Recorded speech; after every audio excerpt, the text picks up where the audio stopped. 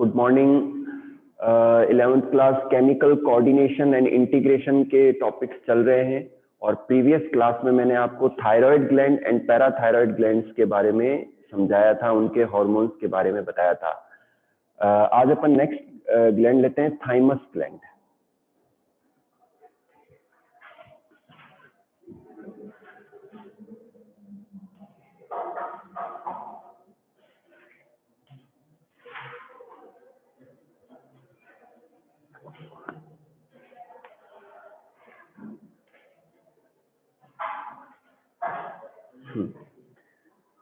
बच्चों, thymus gland हमारे heart के फ्रंट पार्ट में पाया जाता है या एओर्टा के वेंट्रल पार्ट में पाई जाती है और ये ग्लैंड एज के साथ में ग्रो होती है, ठीक है। लेकिन एक टाइम के बाद में ये वापस से डीजनरेट होना स्टार्ट हो जाती है और जो ओल्ड एज पीपुल हैं उनके अंदर ये बिल्कुल ही रिड्यूस्ड हो जाती है और मेनली इन ग्लैंड का रोल इम्यूनिटी में होता है। तो यही कारण है कि इस ग्लैंड के रिड्यूस्ड होने के कारण से जो ओल्ड पीपल हैं उनके अंदर इम्यूनिटी ना के बराबर होती है और इसीलिए वो बार बार बीमार पड़ते हैं। बच्चों, थाइमस ग्लैंड के द्वारा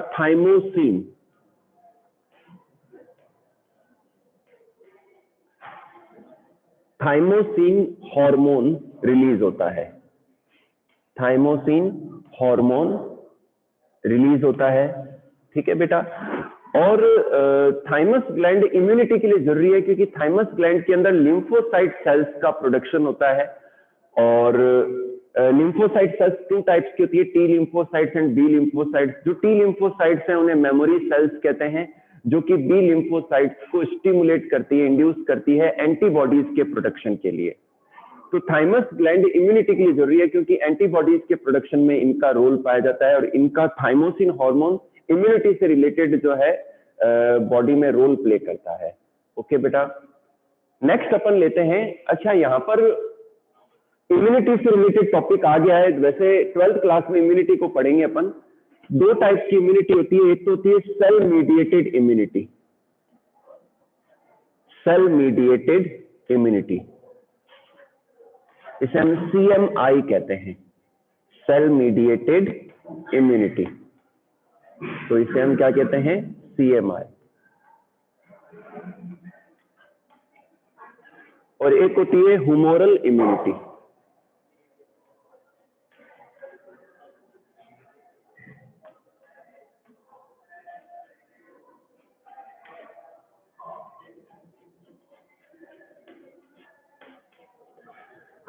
सेल मीडिएटेड इम्यूनिटी क्या है कि जो लिम्फोसाइट्स जो सेल्स होती हैं वो क्या करती है कि जर्म्स को ठीक है ना, किल कर देती है, फेगोसाइट कर देती है। तो इस तरीके से जो इम्यूनिटी आती है उसे हम सेल मीडिएटेड इम्यूनिटी कहते हैं। और एक होती है ह्यूमोरल इम्यूनिटी। ह्यूमोरल इम्यूनिटी क्या है कि अगर एंटीबॉडीज को बनाया जाए और रिलीज कर दिया जाए, मतलब एंटीबॉडी बनने के बाद में अगर ब्लड में रिलीज हो जाती है, ब्लड में एंटीबॉडीज रहती है, तो बाहर से आने वाले किसी भी एंटीजन से रिएक्ट करके उसको न्यूट्रलाइज कर देती है, ठीक है ना। तो एंटीबॉडीज के द्वारा जो इम्यूनिटी मिलती है उसे हम कहते हैं हुमोरल इम्यूनिटी। ओके, चलिए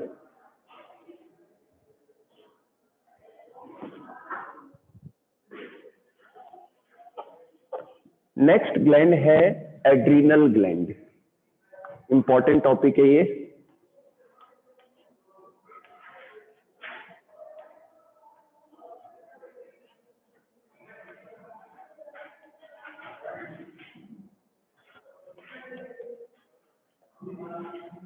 एड्रीनल ग्लैंड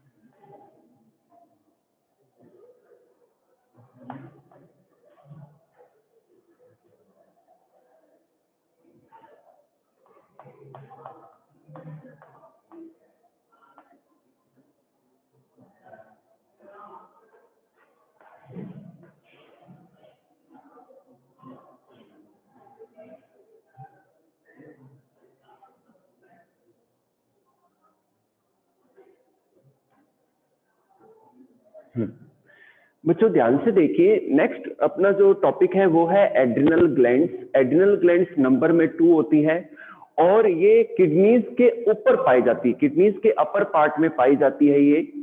और जो एड्रिनल ग्लैंड्स है ये एक्टोमीजोडर्म के द्वारा ओरिजिन होती है, एक्टोडर्म एंड मीजोडर्म दोनों के द्वारा ओरिजिन होती है ये ध्यान रखना आप। ये क्यों होता है ऐसा? क्योंकि एड्रिनल ग्लैंड के अंदर 2 पार्ट होते हैं। ये एड्रिनल ग्लैंड की स्केच है।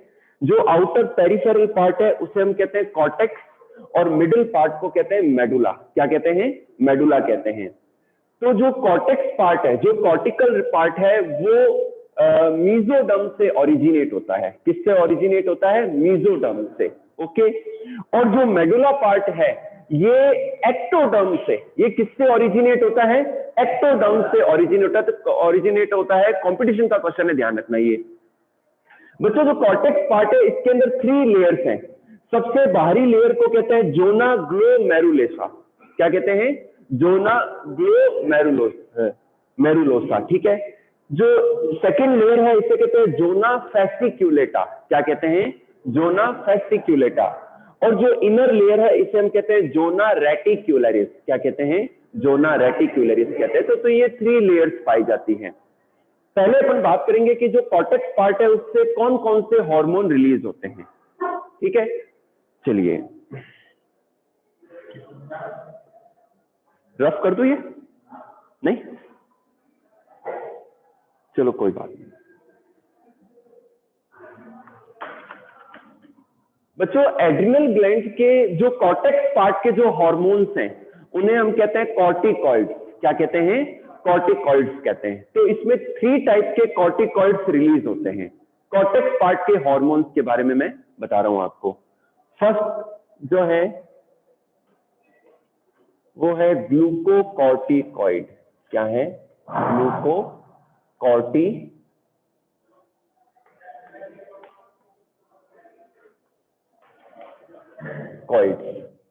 सेकंड मिनरेलोकॉर्टिकॉइड।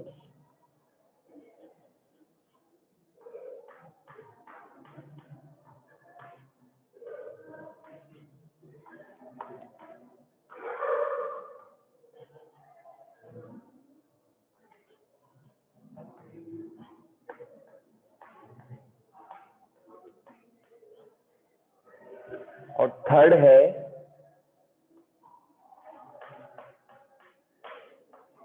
Sex corticoids.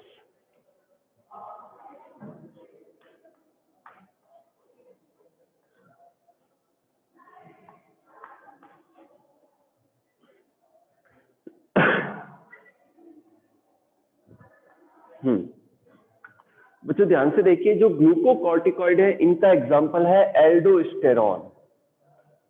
एल्डोस्टेरॉन। मिनरेलोकॉर्टिकॉइड के लिए कॉर्टिसोल। ठीक है। तो बच्चों जो ग्लूकोकॉर्टिकॉइड्स हैं ये हमारे बॉडी के अंदर, ब्लड के अंदर जो ग्लूकोज है उसको रेगुलेट करते हैं। जो पॉलीसेक्राइड्स हैं उनको रेगुलेट करते हैं ये। ठीक है। सेकंड रहते हैं मिनरेलोकॉर्टिकॉइड्स। जो मिनरेलोकॉर्टिकॉइड्स हैं ये हमारी बॉडी के अंदर मिनरल्स के लेवल को रेगुलेट रखते हैं, मिनरल्स के कंटेंट को कंट्रोल एंड रेगुलेट करते हैं ये। ठीक है। फिर लेते हैं सेक्स कॉर्टिकॉइड। सेक्स कॉर्टिकॉइड्स में सेक्सुअल हार्मोन रिलीज होते हैं। सेक्सुअल हार्मोन जैसे कि, अच्छा मेल और फीमेल दोनों में होते हैं ये। Testosterone,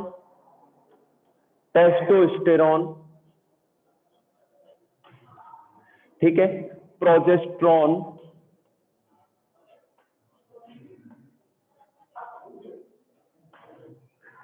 and oestrogen.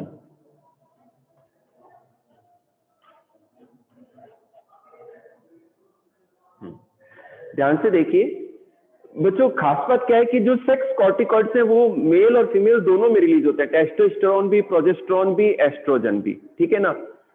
लेकिन अब क्या होता है कि जैसे कि मेल है, उस मेल के अंदर ये प्रोजेस्टेरॉन और एस्ट्रोजन तो फीमेल्स के हार्मोन है। तो मेल के अंदर जो टेस्टिस से जो टेस्टोस्टेरॉन निकलता है वो इन दोनों हार्मोन को न्यूट्रलाइज कर देता है, इनएक्टिव कर देता है। ठीक है ना। तो खाली टेस्टोस्टेरोन ही जो है वर्किंग में रहता है। ठीक है। और फीमेल्स के अंदर जो प्रोजेस्टेरॉन और एस्ट्रोजन रिलीज होते हैं वो टेस्टोस्टेरोन को, जो एड्रिनल ग्लैंड की तरह रिलीज होता है, उसको इनएक्टिव कर देते हैं, ठीक है ना। तो इन सेक्सुअल हार्मोन से सेक्सुअल डेवलपमेंट होता है, सेक्सुअल ऑर्गन्स का डेवलपमेंट होता है, फिजिकल डेवलपमेंट होता है, मसल्स का ग्रोथ होता है। तो ये हार्मोन निकलने इसलिए जरूरी है क्योंकि ये हमारे डेवलपमेंट के लिए जरूरी होते हैं, ठीक है बेटा। तो कॉर्टेक्स पार्ट से इन 3 तरीके के जो हार्मोन्स हैं वो रिलीज होते हैं, ठीक है। अब अपन डिस्कस करेंगे मेडुला के बारे में।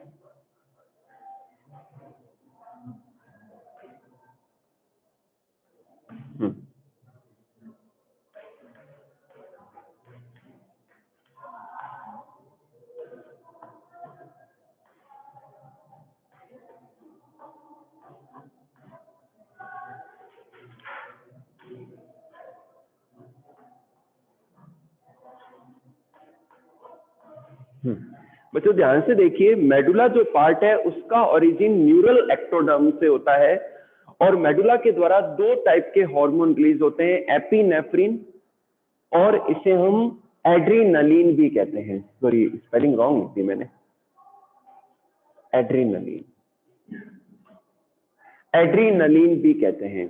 तो ये हार्मोन, इसे हम स्ट्रेस हार्मोन कहते हैं, 3F हार्मोन भी कहते हैं, क्योंकि एडवर्स कंडीशंस में, स्ट्रेस कंडीशंस में झगड़ा हो जाए, एक्सीडेंट हो जाए, कोई भी एडवर्स कंडीशन होती है तो उसके अंदर ये हार्मोन रिलीज होता है हमारे ब्लड के अंदर और ये मेटाबॉलिक रेट को बढ़ा देता है, ब्लड प्रेशर को रेज कर देता है, हार्ट रेट को इंक्रीज कर देता है, ब्रीदिंग रेट को इंक्रीज कर देता है, जिससे ज्यादा ब्लड हमारी सेल्स और टिश्यूज तक पहुंचता है और ज्यादा ऑक्सीजन सेल्स को, टिश्यूज को मिलती है, ठीक है।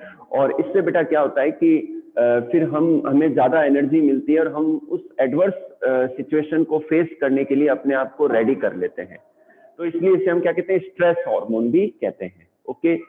सेकंड, अच्छा, मेडुला के द्वारा जो 80%, 70-80% हार्मोन है वो एपिनेफ्रिन ही रिलीज होता है, एड्रिनलिन ही रिलीज होता है। सेकंड हार्मोन है जो कि 20% ही होता है, वो है नॉरएपिनेफ्रिन,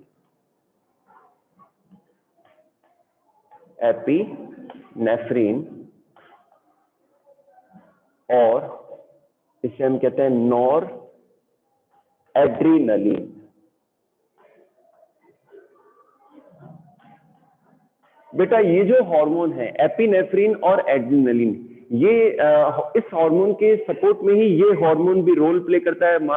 केवल 20% ही रिलीज होता है नॉर एपिनेफ्रिन, और ये भी ब्लड प्रेशर को इंक्रीज करके ज्यादा ब्लड को, ऑक्सीजन को सेल्स और टिश्यूज तक पहुंचाने में रोल प्ले करता है, ठीक है। तो बेटा हमने देखा एड्रिनल ग्लैंड के द्वारा कितने सारे टाइप्स के जो हार्मोन्स हैं रिलीज होते हैं, मिनरेलोकॉर्टिकॉइड, ग्लूकोकॉर्टिकॉइड्स एंड सेक्स कॉर्टिकॉइड्स, ठीक है। फिर मेडुला जो पार्ट है उसके द्वारा एड्रीनलिन एंड नॉर एड्रीनलिन, ये 2 टाइप के हार्मोन रिलीज होते हैं।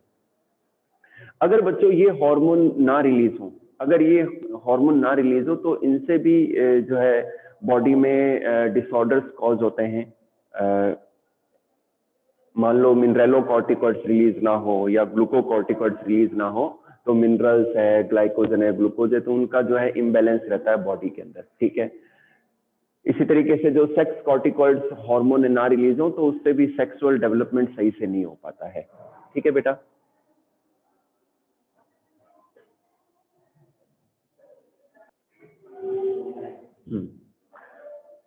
इसी तरीके से जो ये हार्मोन भी अगर रिलीज ना हो तो इससे भी क्या होता है कि जो स्ट्रेस की सिचुएशंस हैं वो सही से फेस करने में प्रॉब्लम आती है, ठीक है। नेक्स्ट जो ग्लैंड है वो है पेनक्रियाज। अच्छा सॉरी बच्चों, पेनक्रियाज से पहले पीनियल ग्लैंड भी अपन डिस्कस कर लेते हैं। पीनियल ग्लैंड है,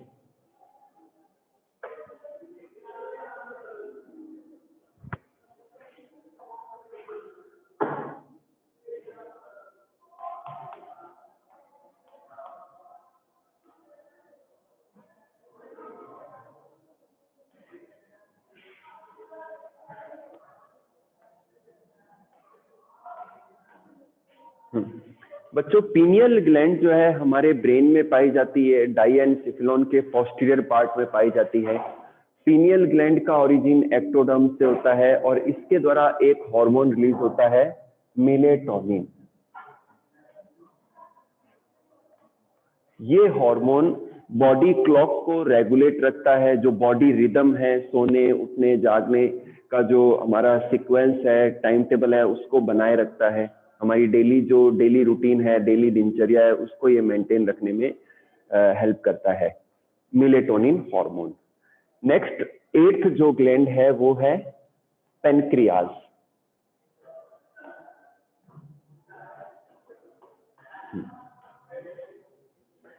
बच्चों जो पेनक्रियाज है इसे हम मिक्स ग्लैंड कहते हैं या इसे हम हिट्रोक्राइन ग्लैंड भी कहते हैं।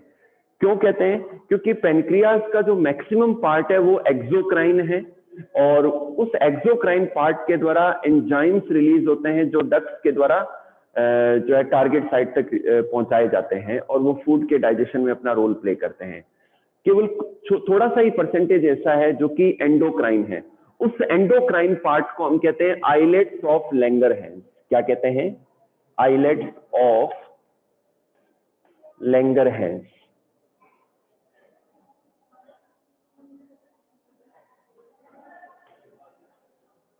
आइलेट्स ऑफ लैंगरहैंस कहते हैं इस एंडोक्राइन पार्ट को, और ये 1 से 2% पार्ट ही होता है और इसके अंदर कई सारी सेल्स होती हैं, जैसे कि अल्फा सेल्स,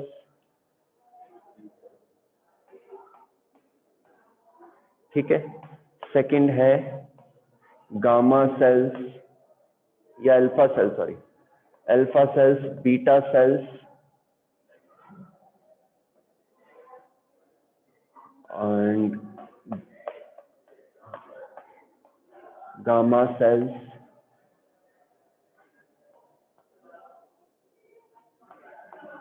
पीपी सेल्स।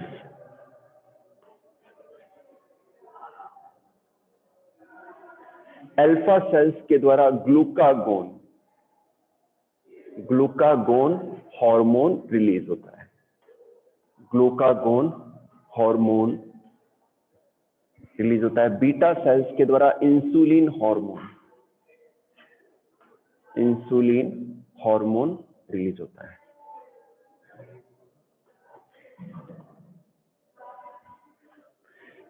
एक गामा सेल्स के द्वारा भी बच्चों एक हार्मोन रिलीज होता है जो अभी मैं मिस कर रहा हूं, मैं सोचता हूं जब तक। पीपी सेल्स के द्वारा पैनक्रिएटिक पॉलीपेप्टाइड,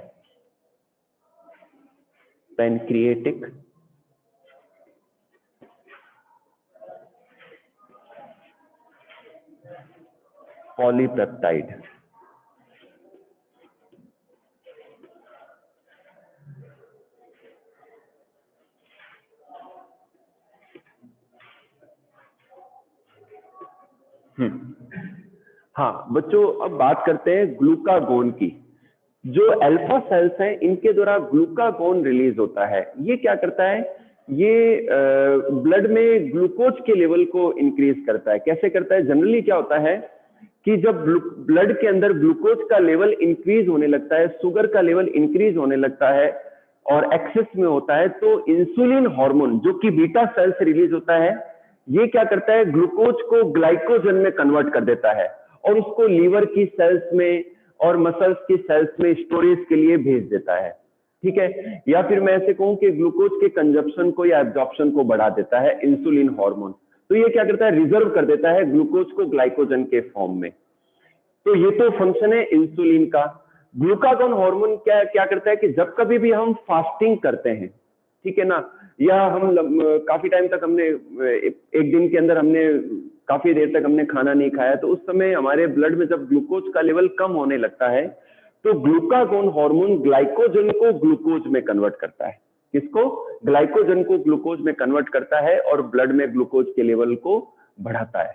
ओके बेटा, तो ये इन दोनों के एंटागोनिस्टिक फंक्शन है, ठीक है। अगर किसी व्यक्ति के इंसुलिन हार्मोन काफी टाइम तक रिलीज ना हो, अगर यार रिलीज होना बंद हो जाए या कम अमाउंट में रिलीज हो, तो उस कंडीशन में जो ग्लूकोज का लेवल है वो बढ़ता ही चला जाएगा बॉडी के अंदर, ठीक है ना। तो इस डिजीज को हम क्या कहते हैं? Diabetes mellitus. Diabetes mellitus.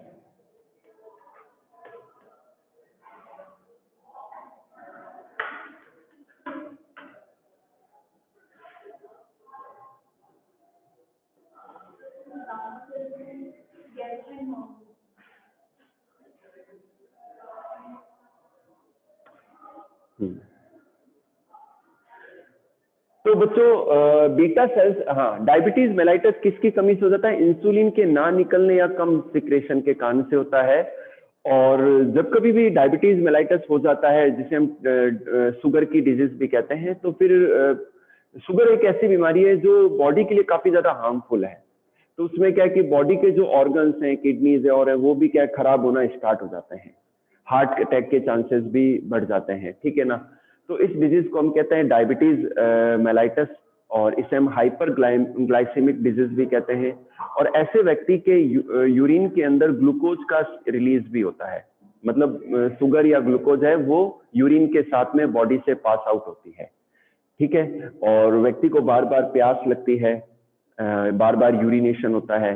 तो ये सब सिम्टम हैं डायबिटीज के, जो कि इंसुलिन की कमी से हो जाते हैं।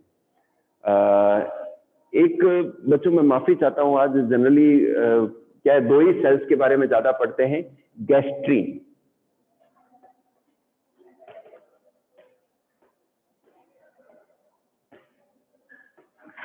तो ये हार्मोन जो गैस्ट्रिक ग्लैंड्स हैं उनको स्टिमुलेट करते हैं गैस्ट्रिक जूस सीक्रेट करने के लिए, ठीक है।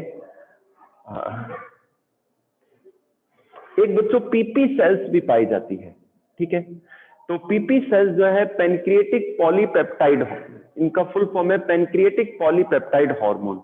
तो ये भी क्या है कि दूसरी ग्लैंड्स को स्टिमुलेट करता है, जो पैनक्रिएटिक पॉलीपेप्टाइड हार्मोन है एंजाइम्स के रिलीज करने के लिए।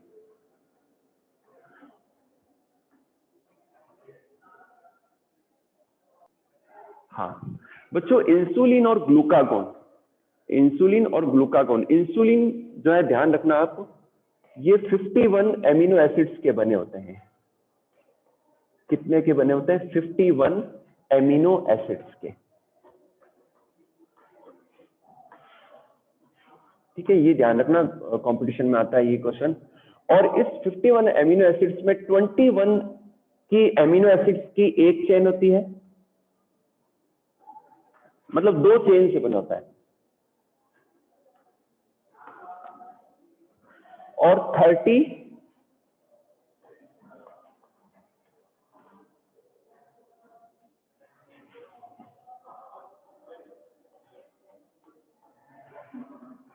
21 एमिनो एसिड की एक चेन होती है और 30 एमिनो एसिड की एक चेन होती है। तो ये चीज ध्यान रखना कि ये क्वेश्चन आ जाता है। और अब ग्लूकागोन की देख लेते हैं अपन। ग्लूकागोन के अंदर बच्चों जो चेन होती है वो 21 एमिनो एसिड्स की होती है, सॉरी 29 एमिनो एसिड्स की चेन पाई जाती है ग्लूकागोन हार्मोन के अंदर। 29 एमिनो एसिड्स की एक चेन होती है, ठीक है। तो ये ध्यान रखना। समझ में आ गया? यहां तक आपको समझ में आया है तो एक बार हैंड रेस कर दो। और बच्चों आज से 9 बजे है क्लासेस, ऑनलाइन क्लासेस का टाइम 9 बजे से है, ठीक है। दोबारा देख लीजिए, अल्फा सेल्स जो होती है पेनक्रियास की, उससे ग्लूकागोन हार्मोन रिलीज होता है। बीटा सेल से इंसुलिन हार्मोन रिलीज होता है। गामा सेल से गैस्ट्रीन हार्मोन रिलीज होता है। पीपी सेल से पेनक्रिएटिक पॉलीपेप्टाइड हार्मोन रिलीज होता है, ठीक है। चलिए,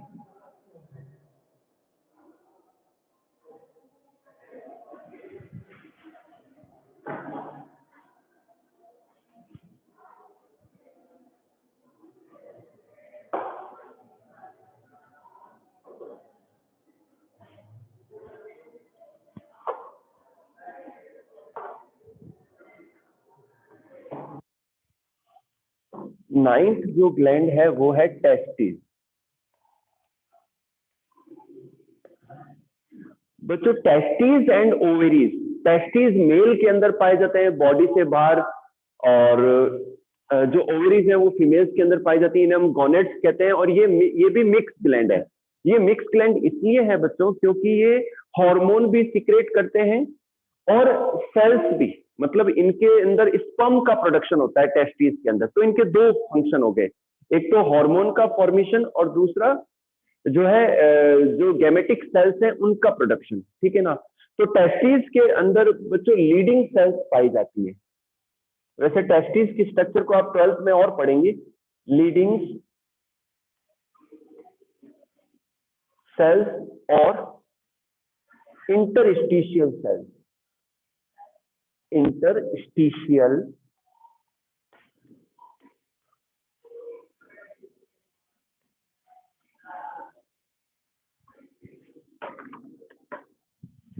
इंटरस्टिशियल सेल्स, इनके द्वारा बच्चों टेस्टोस्टेरोन जो कि एक स्टेरॉइड हार्मोन है,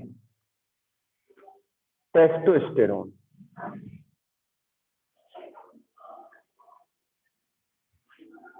का सिक्रेशन होता है, ठीक है बेटा। लीडिंग सेल्स, लीडिंग जो कि सेमिनिफेरस ट्यूब्यूल्स से बाहर की और इंटरस्टिशियल जो स्पेसेस होते हैं टेस्टिस के वहां पाई जाती है, इनके द्वारा टेस्टोस्टेरोन रिलीज होता है जो कि स्टेरॉइड हार्मोन है।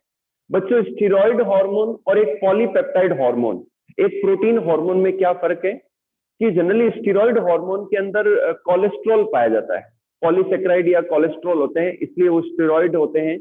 और जो पॉलीपेप्टाइड हार्मोन है वो पॉलीपेप्टाइड की चेन्स यानी कि प्रोटीन की चेन्स होती है उसके अंदर, ठीक है ना, ये डिफरेंस है। तो एड्रिनल ग्लैंड के हार्मोन स्टेरॉइड हार्मोन है, टेस्टिस ओवेरीज के हार्मोन भी स्टेरॉइड हार्मोन है, ठीक है। जबकि जो हमने पेनक्रियाज के हार्मोन देखे वो पॉलीपेप्टाइड हार्मोन है, ठीक है। पॉलीपेप्टाइड मतलब एमिनो एसिड की लंबी चेन, ठीक है। तो टेस्टोस्टेरोन बच्चों मेल सेक्स हार्मोन है जो कि स्पर्म के प्रोडक्शन में अपना रोल प्ले करता है, सेक्सुअल डेवलपमेंट में मेल के, सेकेंडरी सेक्सुअल कैरेक्टर्स जैसे कि मसल्स का स्ट्रांग होना, हाइट इंक्रीज होना, बोन्स की ग्रोथ होना, बियर्ड आना, मॉस्टेक आना, दाढ़ी मूछ आना, आवाज भारी होना, सेक्सुअल मैच्योरिटी आना बॉयज के अंदर, तो ये सब टेस्टोस्टेरोन के द्वारा जो है पॉसिबल होता है, उसके द्वारा कंट्रोल होता है, ठीक है। नेक्स्ट लेते हैं ओवेरी। ओवेरी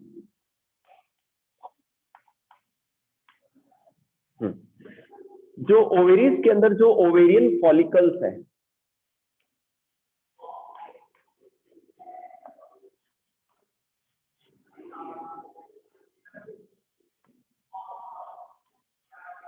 जो ओवेरियन फॉलिकल्स हैं उनकी जो सेल्स हैं उनके द्वारा एस्ट्रोजन हार्मोन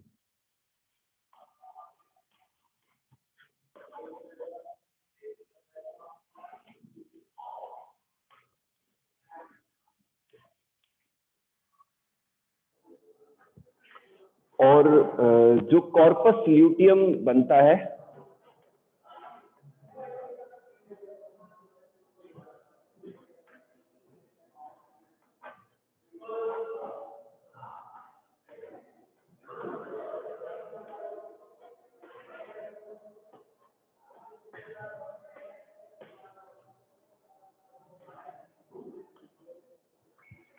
ठीक है बेटा।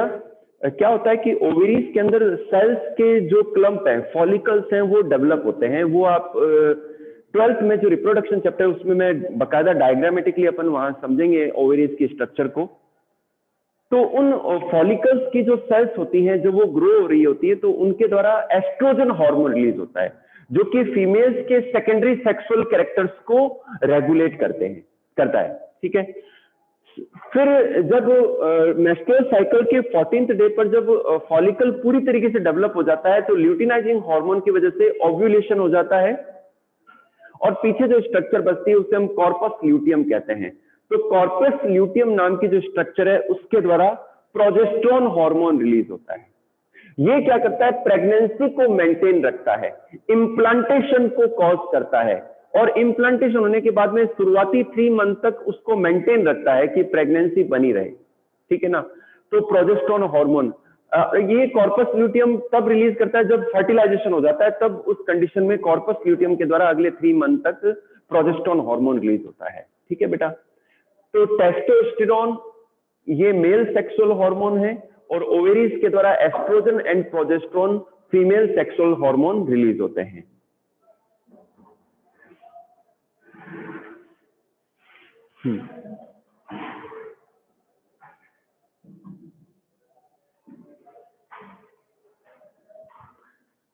बच्चों ये चैप्टर आज इतना ही करेंगे, रिमेनिंग टॉपिक अपन कल की क्लास में डिस्कस करेंगे, ठीक है।